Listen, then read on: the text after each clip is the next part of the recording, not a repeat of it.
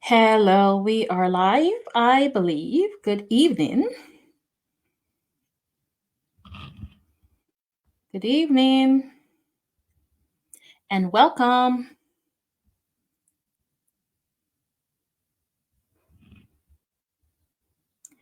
Welcome, welcome. See what we got going on here. Perfect. We have audio. Welcome, everybody. Say hi to me if you're here. Hold on one second. Let me just make sure. Hey, Mimi. Hey. Okay, let me reduce my volume here so I don't interrupt. Hi, guys. Good evening. Hi, Mimi. Thank you for confirming. Thank you. Thank you. How are you? I know you've been looking forward to this training. It's good to have you. How's everything going? How is everyone doing today? Welcome to our training for tonight. It's Tuesday. Yay!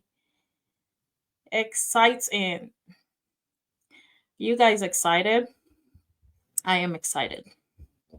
I'm excited to be here. Hi, Chrislyn. Welcome, guys.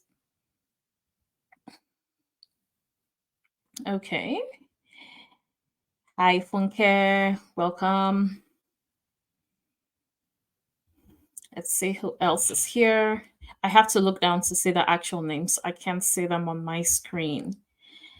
And I have Kristen also tagging. Hi, Christabel. Welcome. Hello. Hi, Yadoni. Hello. Welcome. Good evening. Good evening, guys. How are you? How's your week going? Tuesday. Hope it's fun. Hi, Biodun. Hi. Welcome. How are you doing? It's good to have you. Hi, Mercy. How are you? In case it looks like I'm not looking at you, trust me, I'm looking at your names, but I have to look down to see your names. Welcome. How are you? Welcome to our training tonight, and we'll get things rolling in a minute. Just making sure everyone is good here. Hi, John. Sorry, Youngie. Youngie. Hi, Youngie. Hi, welcome. Good evening. How are you? Yes, it's good to have you. Welcome, everybody. Welcome, my friends. Hope you're having a wonderful week so far. Good to have you. Okay, one more minute and we'll move. Welcome. Nice. Nice. Okay. All right, let's kick off. I hope you're having an amazing week. And I am good. Thank you for asking, Jongi. I'm doing great. And you guys all know me here, maybe most of you, but for the sake of whoever is brand new to this group, my name is Yinka Olumorin.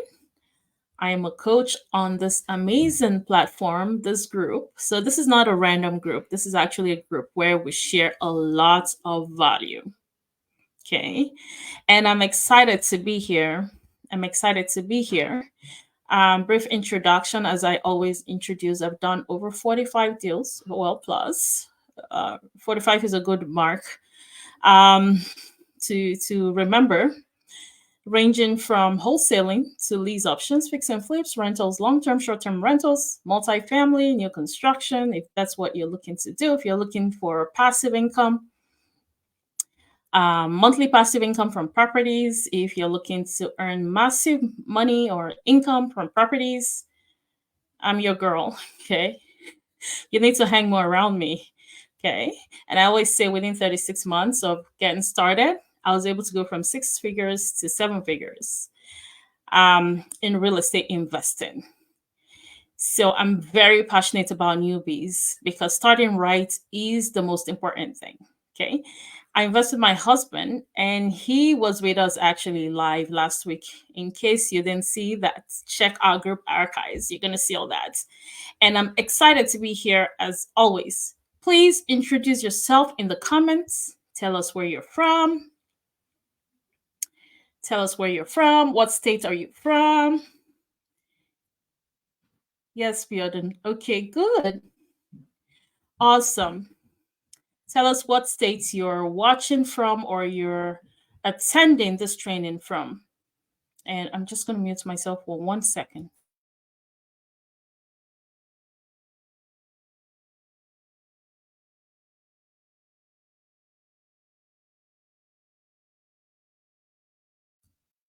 Okay, good. Thank you for introducing yourself.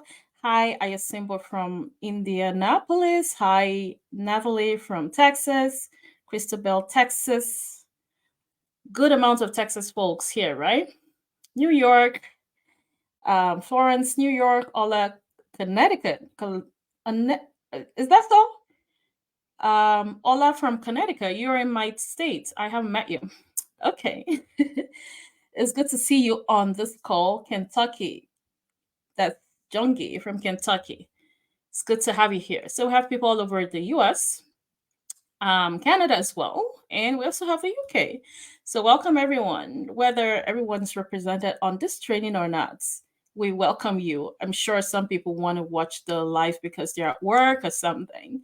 Hi, Abiodun from Ohio. Hi, Mercy, Indianapolis. Welcome. Good evening. All right, so today we're talking about the best way to do your first deal if you have money and if you don't. You know, when Dari saw this topic, he was wondering what kind of topic this is. But believe me, you will see why shortly. We'll also be adding the credit component to it. So, do you have credit or do you not have credit? Do you have money or do you not have money? Do you even know how much you need to have as a minimum? So let me also quickly remind you to wait to get your extra resources at the end of the training, okay? Okay, perfect. All right, so let's move. What do you need to do a deal? And if you don't know what a deal is pretty much getting a property under contract, however way, whether it's a rental, whether it's a flip, whatever that property is. Okay, so it is a deal. If it's going to bring income, it is a deal. It could be wholesaling, it could be a flip, like we said, it could be an Airbnb, whatever that deal is. Whatever property you buy, whatever property you're flipping, whatever property you're wholesaling, and so on, is a deal. Okay. So, what do you need to do? What do you need actually for yourself to do a deal? And we're basically taking the straightforward approach here. Okay. So, we'll keep the training as straightforward as possible. Okay. All right. So, the number one thing you need is down payments, right? Yeah, you need down payments one way or another, whether you're bringing that up yourself or not. So, you need down payments. And when we say down payments, how much are we really talking about? We're talking about 10K plus. So if you have 10K plus, you have down payments. If that 10K can come from, let's say, credit card, if it can come from a line of credits, if it can come from a HELOC, it can come from anywhere really. Your down payment needs to be around 10K plus, right? What else do you need? You need a credit score. Okay. How much credit score do you need to do a deal? You need 620 and up, FICO. I believe it's called FICO 8. Um, but yeah, it's what you see on Experian. So if you go to Experian.com, that actually gives you the actual kind of FICO you need. Because you know how you go to Credit Karma and the kind of FICO you're seeing is like maybe lower scores than what you see on Experian or other sites. So the kind of FICO that they look at is what you see on Experian. Okay. So you need a FICO score, also called credit score. Then you need this one. You need real estate investing sense. I call it common sense for a real estate investor. So it's a real estate investor common sense. You need real estate investing sense. And we're not born with that sense. It's something we learn over time. It's something we kind of, take the risk learning and understanding and doing, because we always have doubts. That's not how, we're brought up to think we needed to get a job, we'll be successful at our jobs, and we'll be extra rich, right? Now we have to reorient ourselves to really understand, hey, wake up to reality, smell the coffee. That's not how it works. If you want to be wealthy, you got to take a different approach. And real estate is one of the topmost ways, actually, to be wealthy, right? There's hardly any rich person that doesn't take advantage of real estate investing, right? Because real estate is real estate, it is real, right? So you need real estate investing sense, and that's knowledge. So if you have that real estate investing sense, you have everything. In fact, even if you don't have the down payments and you don't have credit score, you'll be fine if you have the real estate investing sense. That's the most important of all three. And it's self sufficient, because if you only have that, you'll be okay. You'll be fine. You'll be wealthy. Even if you don't have down payment, you don't have credit score, you don't have a credit, you don't have nothing. Okay. So you need to understand how to structure deals. You need to understand how to do deals. If you have that knowledge, you're good. Okay. And we have 4 categories of people here. Definitely 4 categories. Number 1, you have neither a down payment nor credit. Now, I'm not even going to talk about the real estate investing sense in these 4 categories, but let's talk about down payments and credit. So maybe you're here and you have none. You don't have down payments and you don't have credit. That's one category. Another category is you have no down payments, but you have credit. You have a 620 and up FICO. Then the third category is someone who has down payments but does not have credit. 620 or below 620. Right? So you don't have the down payments. You have the down payment, but you don't have the credit. That's the third category. The fourth category is you have both. You have both down payments. You can figure out how to find 10K plus, and you also have a FICO of at least 620. So it's very important to identify your categories so you can understand exactly the right way to get started. Because you're going to get a lot of information about real estate investing. I'm not even kidding you. And just to learn, and then you're halfway through and you see that you're not even a good fit for it, right? So, whatever your category here, you have to take a different path, right? So, if you have none, your path will be different from someone that has both. It'll be different from someone that has one of both. Okay. So think about which category you belong to right now. Okay. So regardless of your category here, you can invest in real estate. And what we want to do tonight is to lay down the how to go about investing in real estate if you belong to any of these categories. Ready? Let's go. Okay. So the first category is category number 1. You don't have down payments. You don't have credit. So the first thing you want to start off with is partnership. You have none. You don't have anything, but you have people.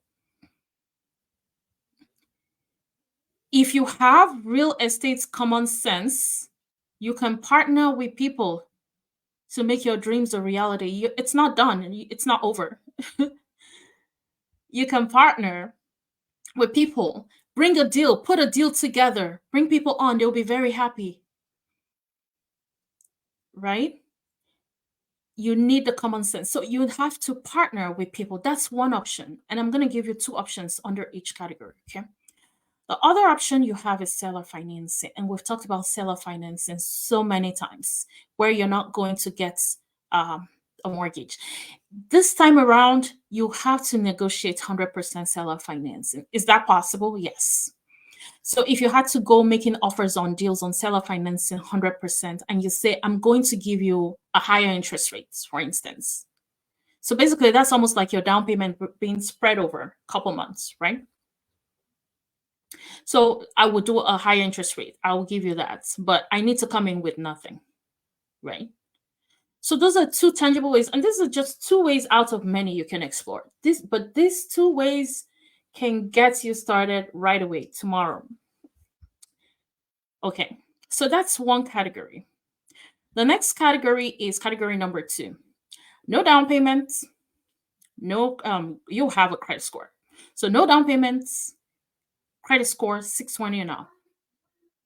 Okay. And just one moment.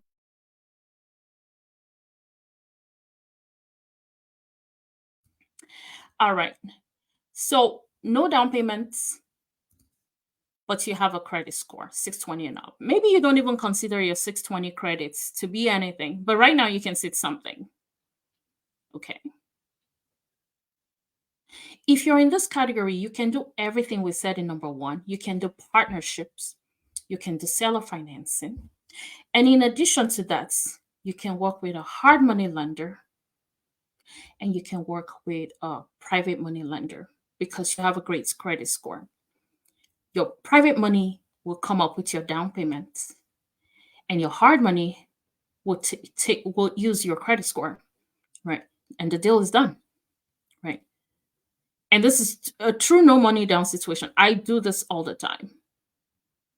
I do this all the time. Okay. Easy breezy, as far as I can tell. Okay. Then the third category is a category of people who have down payments, but they don't have credit score. Maybe they're credit naive. They're like people who say cash only policy, debit card only policy. They didn't really get the time to build um, their base or build their credit score. They didn't want to apply. They were pretty ignorant. I'm sorry to say, but that's actually the truth. Because if you're not leveraging on other people's money, OPM, then you're really not scaling. You're not making the best use of the opportunities out there. So that means you're just depending on your own self to execute. And that's not really how life works if you really want to do better. Okay. But this category of people actually do not have a credit score for one reason or the other. So you're going to do number one in a different way. So you're going to partner. But this time around, you're going to use that down payment to partner with somebody else. They'll be happy to have you on board. So you partner with somebody else who would use that down payment and split that profits with you. So it's in a different way because this time around you're partnering and bringing this to the table. And you don't have the credit score. So the other person has a credit score. And also, you can do seller financing. And your seller financing is easier because you don't need to try to negotiate 100% seller financing. So you have a higher acceptance rate because you can actually bring that down payment down and have the seller finance the deal, the rest of the deal. And if you don't know anything about seller financing, don't worry. Let's say you're new. I think most people here probably already know. But if you're brand new to the group, the resource at the end will give you all the information. Okay. So that's category number three. And then number four, you're all good. You have both down payments and you have credit score. So obviously, you can do number one, which is partnership, seller financing. You can do hard money. You can do anything. You can do anything if you have a credit score of 620 and up, if you have a down payment of 10K and up, whether it's cash or not cash. Okay. You can do anything: hard money, private money, rapid cycle, burr, anything at all. Remember, wholesaling and lease options do not need credits or down payment to execute. Okay. So anyone in any category can do those. You see how like the world of real estate is so generous and abundant. You can do any deal. Okay. But it's important to know what category you belong to so that you know the kind of deals you're looking for. Why do we leverage? And leverage really means other people's money. Why do we use other people's money? You guys pay attention here because it's very impactful. And some of you guys like wonder, should I go for higher interest rates? Should I go for lower interest rates? How about high interest rate? What is wrong with high interest rates? How bad is high interest rates? Right? Because I know people try to run away from high interest rates, but let's see if it makes any sense. So, why we use commercial or hard money lending or leverage is number one, because the funding is asset based. So, here's the deal, right? Asset based means that it's not based on your income from your job. Okay. So it's solely based on the deal. It's solely based on the property. If the property has good numbers, you bought it for cheap, you can repair it and put it back on the market and sell for a profit. Those numbers count a lot. And that's what we learn in the real estate investing world as common sense, right? It's the common sense is not that common, obviously. I mean, when I got started, some agents said, you know, take this property and you're going to make a lot of profits. And I had already like started checking out a lot of resources, and I was like, this doesn't make sense because what I've read and what I've studied says it differently. There are definitely costs that this realtor was not accounting for. It's not A plus B equals to C. Right. So you need to know how to analyze property so that when you present that property to a lender, they can fund it. They don't need your income. The reason they need your FICO is to really see if you're credit worthy, like you're trustworthy. It says something about your character. Just generally speaking, I know things happen to people that they didn't plan for, like identity theft and things like that, or mistakes. But generally, they want to see how responsible you are with credits, right? With paying. So if you got to do monthly payments, right? They want to see that you're actually you have some degree of responsibility, and that's why they look at FICO. But as you can tell, the FICO doesn't have to be great for them to work with it, right? But they're solely not income based; they're asset based lending. Okay. The other reason why we love to use hard money in commercial is this: there are no restrictions on the number of properties to fund. They're not going to cap your deals. So they're not going to say this year you can only buy 5 properties. This year you can only buy 6 properties. You can buy as many properties as you want. In fact, in a month, you can buy 100 if you have the capacity. If you have the capacity for the volume, you can go ahead and do that. Okay. That's one of the reasons we leverage and use hard money commercial. The other reason is that they're very fast as a week, 7 days to 30 days timeline. Okay. And here's the thing: deals are very time sensitive in the real estate world, and cash is king. So if you have cash, you can close quickly. And hard money is a kind of cash because it's readily available. You don't have to go trying to qualify for a mortgage and do all that paperwork and risk being not approved eventually and things like that. So definitely less paperwork. Okay. So they're very fast. The other thing is that it doesn't affect your credit that much. It wouldn't affect your credit score. Properties under your LLC will not show on your credits. Okay. Buying the traditional way, however, will show. So if you're buying with a mortgage in your name, it's going to show on your credit. It's going to show that you have a property on your credit. So that property adds as so your balance, or yes, it does as actually add as a loan, right? So you're going to see that loan on your credit if you were buying for yourself personally or buying the traditional way, going through a realtor. Well, nothing against realtors, but generally speaking, realtors usually go the traditional way for first time home buyers or home buyers generally. And that there's nothing wrong with that. Okay. It's just not the way that we do things in the real estate world. Okay. So buying the traditional way will show on your credits.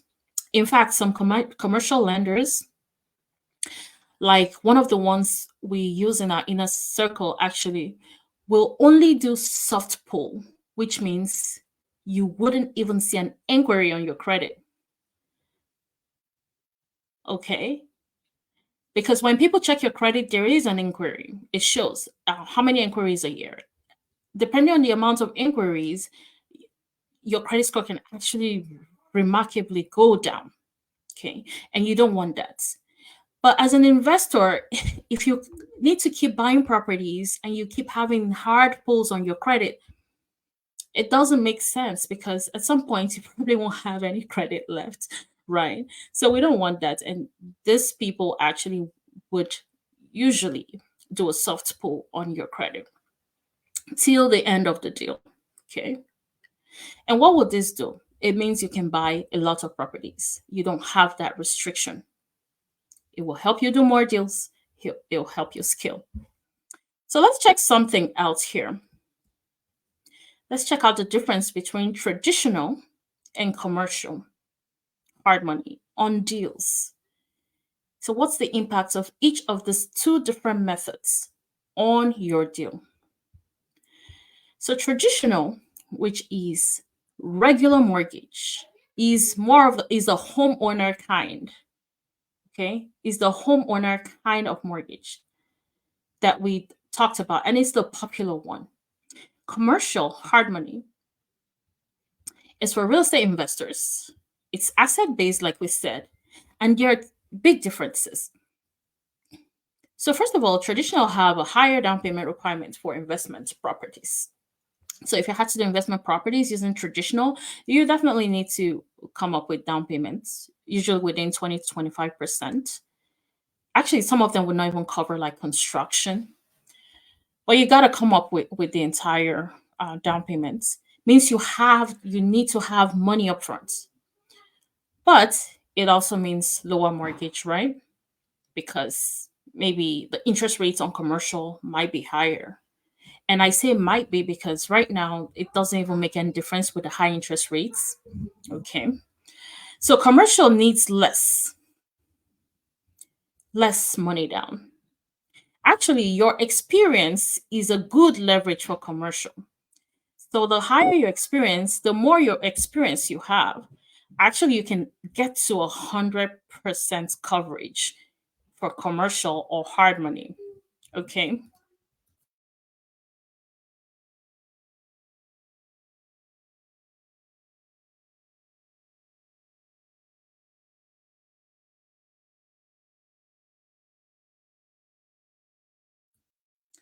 So interest rates are currently competitive. Okay. Fix and flips have higher rates generally, but rentals are about the same rates as banks. Okay. So you're not really losing out on anything when it comes to rentals at this point in time. Back then when COVID was happening, all that, we had 2% interest rate, 3% the traditional way. That was amazing. And the commercials were around 5%, maybe as low as 4.7% at the time. So that was a big difference. But right now, everyone is around, actually, banks are around 7 to 8%. And commercial hard money actually can start from 6.9% and up. Right. So not that much of a difference. But what if interest rates were actually higher on the commercial side? So we're going to assume that just in case things change, you still have something to hold on to. What if interest rates were actually higher with hard money? How bad is this whole idea? Because people love to stay away from debts, right? And I get it, I understand.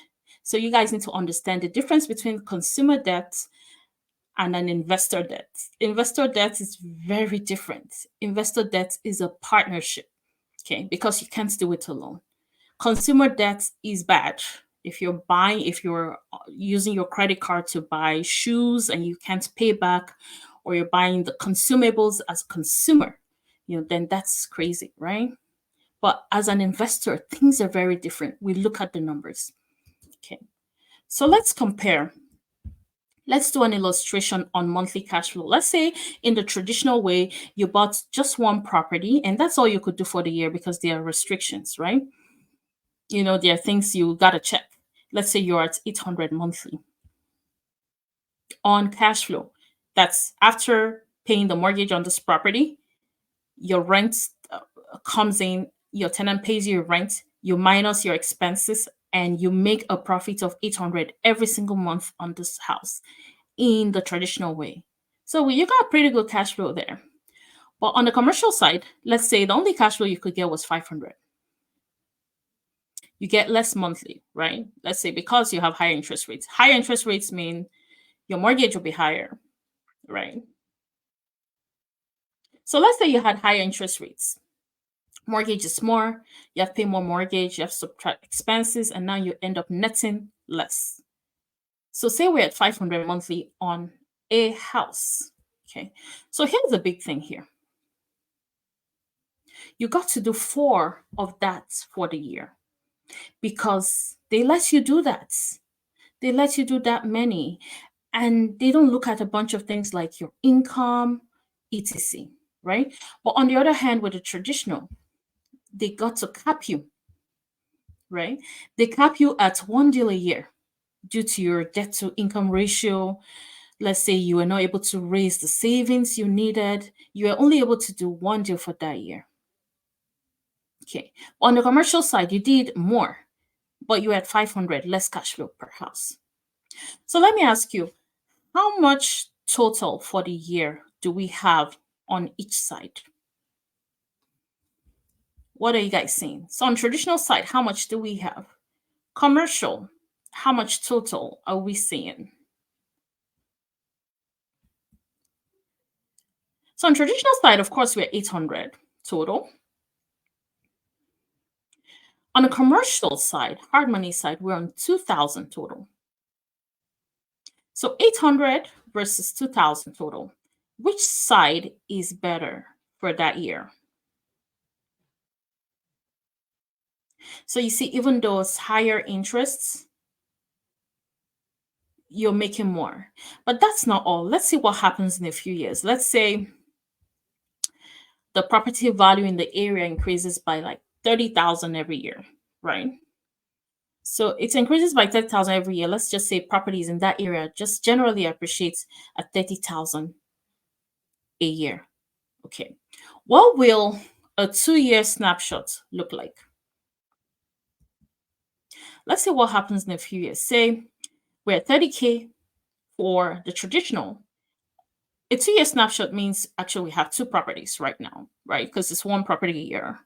Forget about when this property was bought or all that detail. But this is just a 2-year snapshot at some points in the middle, right? So 800 per month on this property, 800 per month on this property. A 2-year snapshot means if we're at 30K every year in appreciation or in increase in equity of the property or the value, increase in value of the property, that means 30K times 2 properties, right? Times 2 years. That's 120 value. So you've increased the property value by 120,000. What do you think? Not bad, right? So you've owned these 2 properties for 2 years and you were able to get this in equity. Okay. And we also remember we're at 1,600 or 1,600 every month in cash flow because we're 800 times 2, right, on these 2 properties. So your 2-year snapshot looks like 120 in equity or in value, in additional value, and 1,600, 1,600 monthly cash flow. So it's not too bad. Now let's take a look at the real estate investor way. Okay, so if we went the commercial hard money side, remember we can do 4 properties a year, at least, or as many properties as we want to take or as we can handle in a year. So we got to do two groups of four properties. That's year one, year two, whatever that year snapshot is. So those 2 year snapshots, we are at 4,000 a month in cash flow per property, even though each property produces less cash flow because of high interest rates, with 4,000 every month in cash flow, in pure profits from these properties, right? And we're at 480,000 in value. Remember, 8 properties at 30,000 per year for 2 years. If you multiply that, you're at 480,000 in value and in equity. How cool is that? Let's take a look at both side by side. Traditional, 1,600 a month, plus 120,000 in value, right? Commercial, with 4,000 a month, plus 480,000 in value. So which would you choose? Right, cool. Oh, Labi, that's cool. Which would you choose? Which one looks more appealing to you? It's the same time snapshot. Definitely different out-of-pocket costs because you get to spend more here per property. Yeah. Commercial, right? Yeah. Thanks for saying that. So what if you added another 4 right here in the current year on the commercial side? You're going to be at close to $1 million in equity that you can actually pull to do more. Your net worth has changed in only 3 years. Okay. In only 3 years, you're already at over $1 million in net worth. Because actually, what happens is, let's say in the first year you did 4.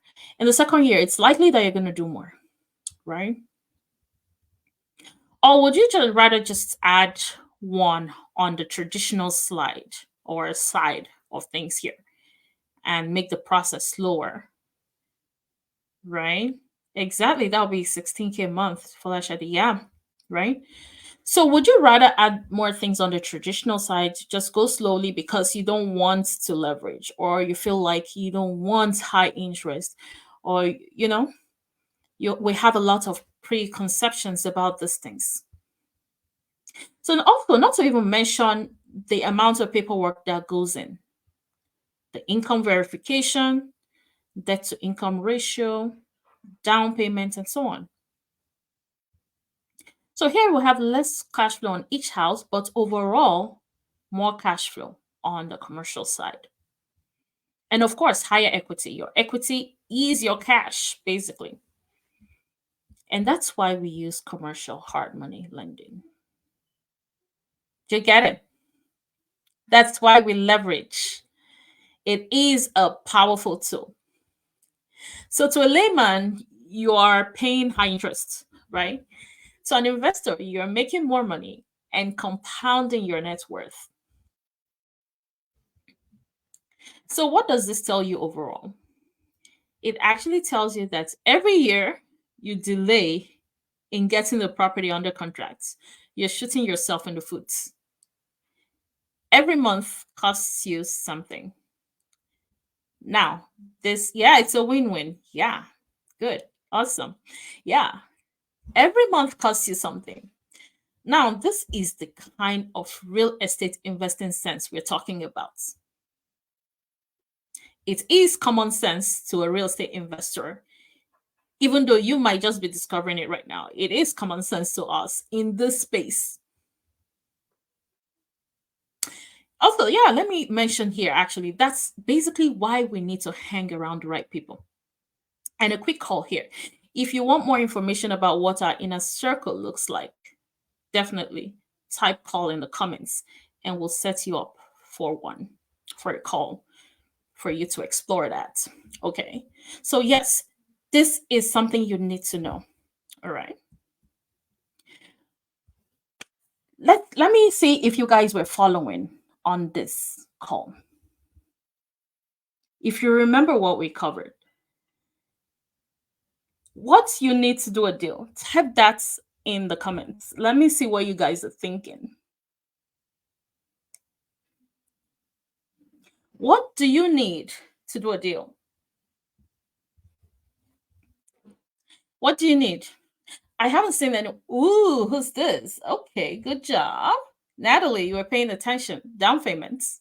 Correct. Who else remembers? Credit score, Christabel, correct. Great job.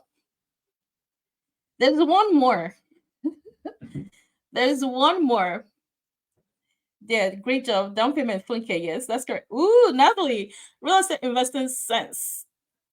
Common sense for real estate investors. And we're sharing this common sense. Every Tuesday, we share common sense in real estate investing that's new to you.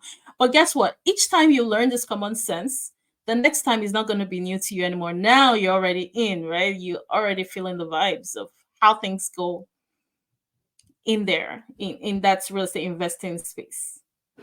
Absolutely. That's great. You guys are doing awesome. So yeah, you need down payments, 10K and up. You need credit score, 620 and up. And we said that the most important is which one? Yeah, real estate investing sense. That's the knowledge.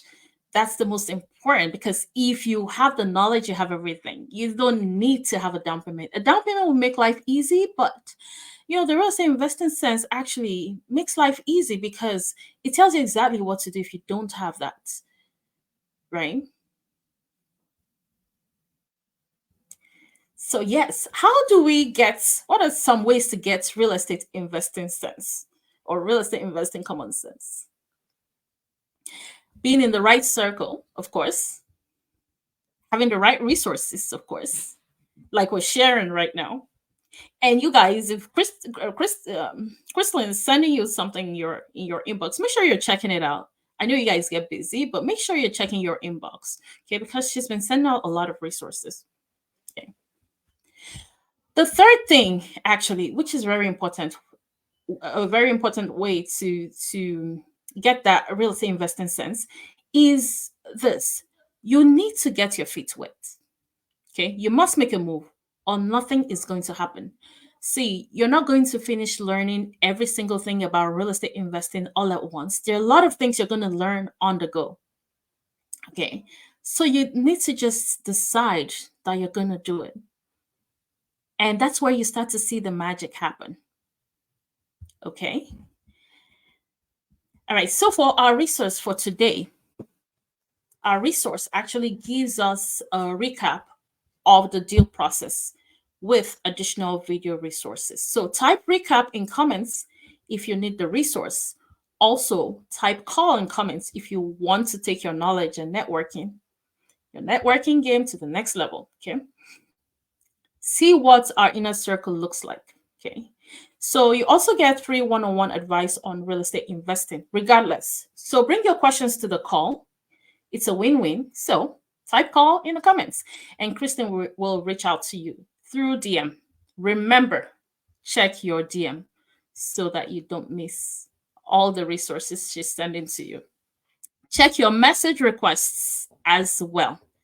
Okay. It was nice to see you all on this call, and I will see you in the next training. Goodbye. Have a great night.